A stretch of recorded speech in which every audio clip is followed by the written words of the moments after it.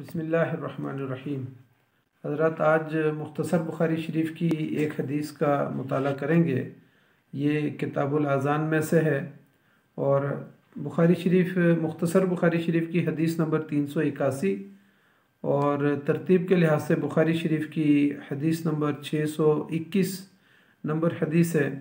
और फ़ी ज़िलालिल हदीस शरह बुखारी शरीफ की तरतीब के लिहाज से हदीस नंबर 596 है।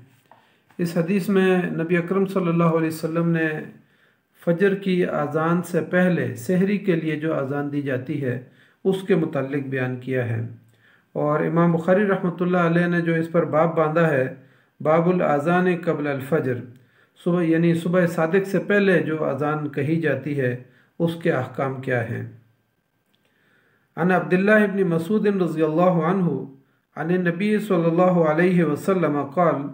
ला यमनअन्ना अहदकुम औ अहदम मिनकुम अज़ानु बिलाल मिन सुहूरिही फ़इन्नहु युअज़्ज़िनु औ युनादी बिलैलिन लियरजिअ क़ाइमुकुम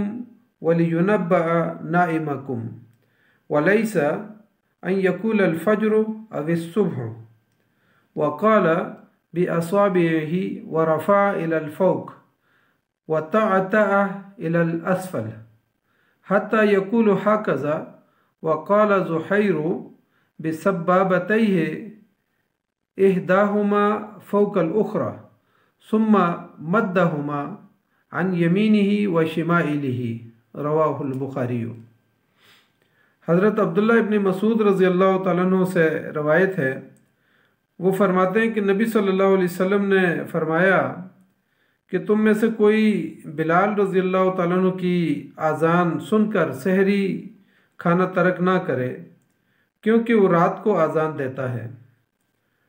ताकि तहज्जुद पढ़ने वाले आराम के लिए लौट जाए और जो अभी सोया हुआ है उसे बेदार कर दे। तो फिर नबी सल्लल्लाहु अलैहि वसल्लम ने फरमाया कि फ़जर ऐसे नहीं है, और आप सल्लल्लाहु अलैहि वसल्लम ने अपनी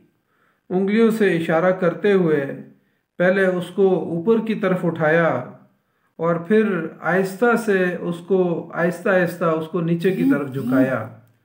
फिर आप सल्लल्लाहु अलैहि वसल्लम ने फरमाया कि फ़जर इस तरह से होती है। ये रावी ज़ुहैर रज़ियल्लाहु तआला अन्हु फरमाते हैं कि आप सल्लल्लाहु अलैहि वसल्लम ने फिर उसकी वजाहत इस तरह फरमाई कि आप सल्लल्लाहु अलैहि वसल्लम ने अपनी दोनों शहादत की उंगलियों को एक दूसरे के ऊपर रखकर उसको दाएं और बाएं को, दोनों उंगलियों को दाएं और बाएं को फैलाया, यहाँ तक कि यानी नबी सल्लल्लाहु अलैहि वसल्लम फरमाया कि दोनों गोशों तक यानी दोनों किनारों तक रोशनी फैल जाए तो सुबह होती है। तो यानी नबी सल्लल्लाहु अलैहि वसल्लम ने सुबह के फैलने का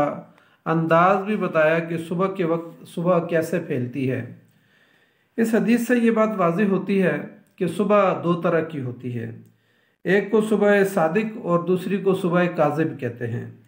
सुबह काज़िब का मतलब यह है कि रोशनी सीधी ऊपर आसमान की तरफ उठती है, और बाद रवायात के अंदर आता है कि जैसे शेर की दुम ऊपर की तरफ उठती है। तो कहा कि यानी नबी सल्लल्लाहु अलैहि वसल्लम ने भी यहाँ पर पहले उंगली को ऐसे ऊपर की तरफ उंगलियों को उठाया कि फरमाया कि सुबह इस तरह से नहीं है, यानी ऊपर की तरफ, यानी जब सुबह उठती है तो उसको सुबह काज़िब कहा जाता है। जबकि दूसरी जो सुबह सादिक है जिसमें रोशनी आसमान के किनारों के साथ ऐसे नीचे की तरफ फैल रही होती है, दोनों यानी किनारों की तरफ जा रही होती है। तो सुबह काज़िब में यानी इसका मतलब ये हुआ कि सुबह काज़िब में फ़जर की नमाज़ पढ़ना हराम है, यानी नमाज उस वक़्त नहीं पढ़ी जा सकती, अलबत्ता सहरी खाना उसके अंदर हलाल है। जबकि सुबह सादिक के बाद सहरी खाना जो है वो हराम हो जाती है, और उस दौरान जो है ना नमाज फ़जर को अदा करना ये हलाल है, यानी इसी दौरान नमाज फ़जर को अदा करना चाहिए। यही बात आप सल्लल्लाहु अलैहि वसल्लम ने उंगलियों के इशारे के साथ समझाई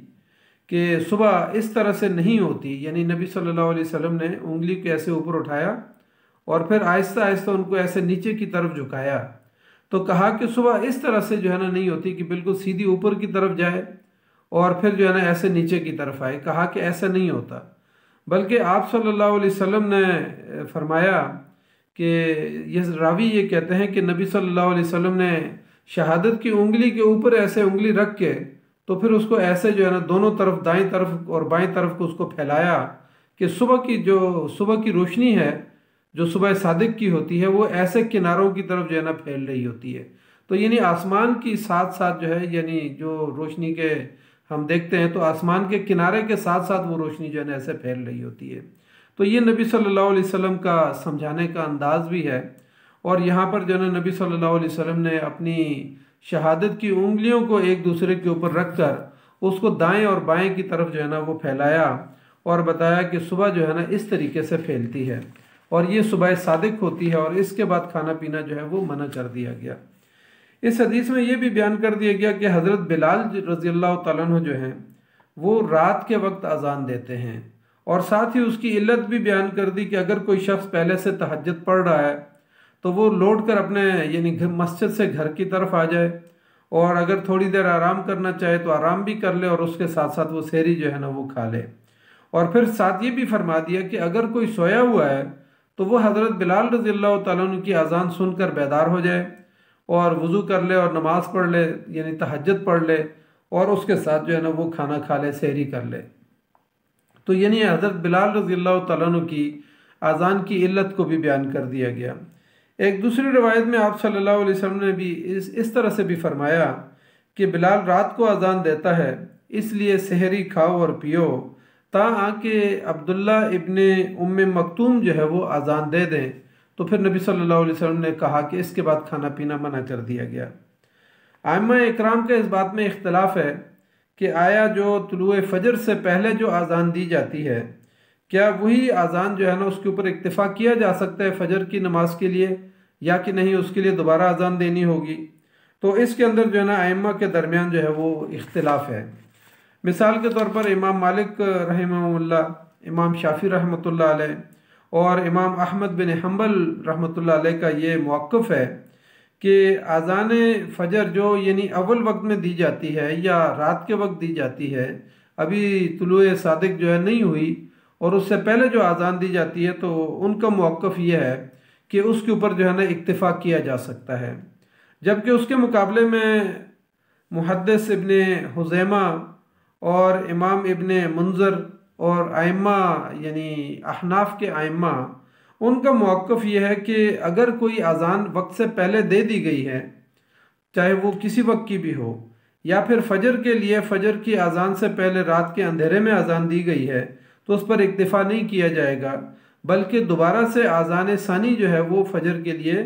یا باقی کسی وقت کے لیے جو ہے نا وہ اذان ثانی دی جائے گی. اس لیے حضرت اس میں امام بخاری رحمۃ اللہ علیہ کا موقف بھی یہی لگتا ہے کیونکہ اس حدیث کے بعد جو ہے وہ اسی باب کے اندر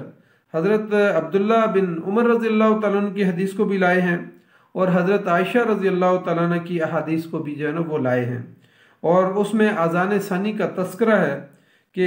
پہلی اذان جو ہے ظاہر ہے وہ حضرت بلال رضی اللہ تعالیٰ عنہ دیتے ہیں تو اس موقع پر کھاؤ اور پیو. البتہ فجر جب طلوع ہو جاتی ہے تو ایک روایت کے اندر یہ بھی آتا ہے کہ ام مکتوم جو ہیں عبداللہ ابن ام مکتوم جو ہیں یہ نابینا شخص ہیں، جب تک کوئی انہیں بتاتا نہیں ہے تو اس وقت تک جو ہے وہ اذان نہیں دیتے. تو فرمایا کہ ام مکتوم جس وقت عبداللہ ابن ام مکتوم رضی اللہ تعالیٰ عنہ جب اذان دے دیں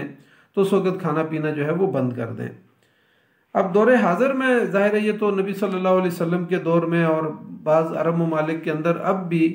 یعنی سحری کے موقع پر اذان دی جاتی ہے اور لوگوں کو بیدار کرنے کا اہتمام کیا جاتا ہے اور لوگ جو ہے نا یا پھر جو پہلے سے تہجد پڑھ رہے ہوتے ہیں تو اس میں علت یہ ہے کہ وہ واپس گھر کی طرف لوٹ آئیں یا جو سوئے ہوئے ہیں وہ اٹھ کے جو ہے نا تہجد پڑھیں اور سحری کا اہتمام کریں. لیکن دور حاضر میں آج بھی عرب ممالک کے اندر اس طرح کی روایت تو موجود ہے لیکن جو عجمی ممالک ہیں یا بر صغیر کے اندر جو ہے نا ہم دیکھتے ہیں کہ مختلف طریقے اختیار کیے گئے ہیں آج کے اس دور میں نماز سحری کے لیے اور تہجد کے لیے بیدار کرنے کے لیے. ایک تو آج ہمارا میڈیا جو ہے نا وہ ہر جگہ پر موجود ہوتا ہے، موبائل موجود ہیں یا اسی طرح سے جو ہے نا دوسرا ٹی وی جو ہے نا الیکٹرانک میڈیا جو ہے نا وہ موجود ہے،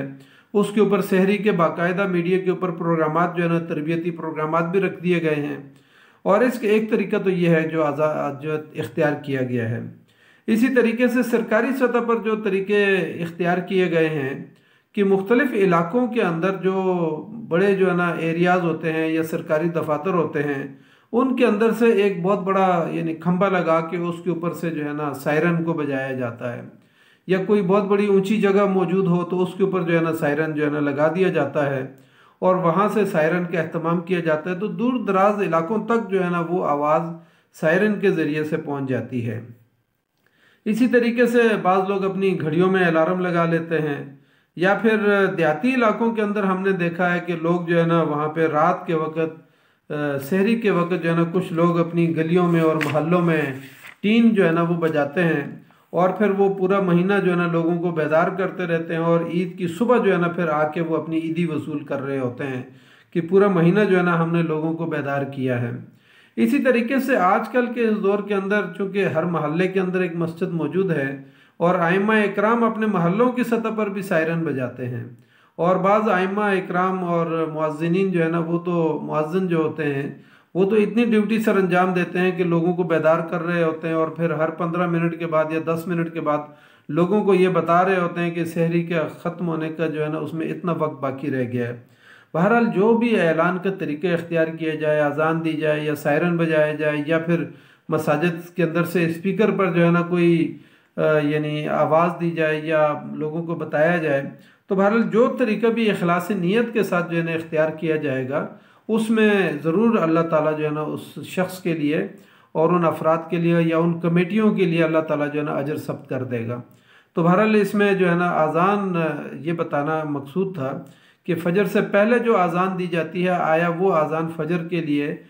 کفایت کرے گی یا کہ نہیں، تو اس میں جو ہے نا ائمہ کے درمیان اختلاف ہے، اور اکثر جو ائمہ ہیں انہوں نے یہی اختیار کیا ہے کہ اذان ثانی جو ہے نا وہ دینی ضروری ہے۔ اگر کسی وقت فجر میں، ظہر میں، عصر میں، مغرب میں، عشاء میں اذان وقت سے پہلے اگر دے دی گئی ہے تو پھر وقت داخل ہونے کے بعد دوبارہ سے اذان دے دی جائے گی، یا کسی نابینا شخص نے جو ہے نا غلطی سے جو ہے نا اذان وقت سے پہلے دے دی ہے تو پھر جو ہے نا اذان کو لوٹایا جائے گا اور اذان کو اس کے وقت کے اندر ادا کیا جائے گا، اذان دی جائے گی، تاکہ لوگ نماز کے لیے، کیونکہ اذان کی بنیادی علت یہ ہے کہ نماز کا وقت داخل ہو جائے اور لوگ جو ہے نا لوگوں کو اطلاع ہو جائے، اور لوگ اس نماز اور اذان کے درمیان کے وقفے کے اندر جو ہے نا وضو کر لیں، تیاری کر لیں، اور اپنے کاروبار کو چھوڑ کر جو ہے نا وہ یا نیند سے بیدار ہو کر وہ نماز کے لیے آ جائیں۔ تو نماز کی جو اصل بنیادی علت ہے وہ لوگوں کو نماز کے لیے اطلاع دینا ہے۔ تو اس لیے جو ہے نا اللہ تعالیٰ سے ہم دعا کرتے ہیں کہ ان احادیث کی جو علت ہے اور اس کی روحانیت ہے وہ ہمیں سمجھنے کی توفیق عطا فرمائے۔ جزاک اللہ خیر۔ السلام علیکم ورحمۃ اللہ وبرکاتہ۔